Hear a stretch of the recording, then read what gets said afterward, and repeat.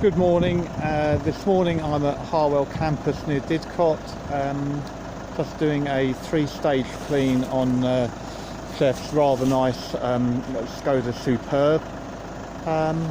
Doing a stage 3 clean. The car has got a warning light on, and Jeff's mechanic has recommended having a carbon clean before continuing.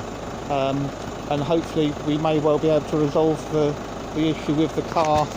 I've already added our stage 2 cleaner, which is doing its thing as we speak, and I've also cleaned the turbo and the EGR valve using our stage 3 cleaner.